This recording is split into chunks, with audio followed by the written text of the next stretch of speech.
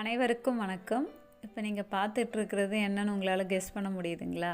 இது வந்து தை மாசி மாதங்களில் மட்டும் பூக்கக்கூடிய ஒரு பூ. அது பொங்கலுக்கு வந்து இதை மாட்டோட கழுத்தில் கொம்பில் கட்டுவாங்க, வீட்டு வாசலில் இதை கட்டுவாங்க. இதோடு வந்து ஆவாரம் பூ, பெரண்டை இதெல்லாம் சேர்த்து இலை, வேப்பிலை எல்லாம் சேர்த்து கட்டுவாங்க வாசலில். இதோட பேர் வந்து சிறுக்கன் பீலைன்னு சொல்லுவாங்க.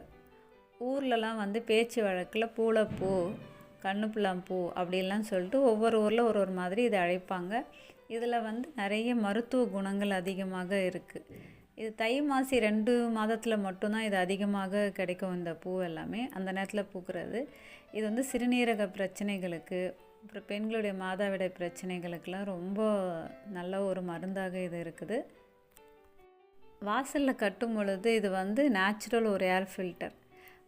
கொசு பூச்சிகள்லாம் உள்ளே வராமல் தடுக்கும். அதாவது நம்ம ஆன்மீக ரீதியாக சொல்லணும்னா கெட்ட சக்திகளை உள்ளே அண்ட விடாதுன்னு சொல்லுவாங்க. தீய சக்தி வராது. அதாவது கெட்ட காற்றை வந்து தடுத்து நல்ல காற்றை மட்டும் உள்ளே அனுப்பும். இதை இப்படியும் சொல்லலாம். ஸோ இது மாதிரி ஒரு சிறப்பம்சம் வாய்ந்த ஒரு பூ தான் வந்து சிறுக்கன் பீலை பூளைப்பூன்னு சொல்கிறது. தேங்க்யூ.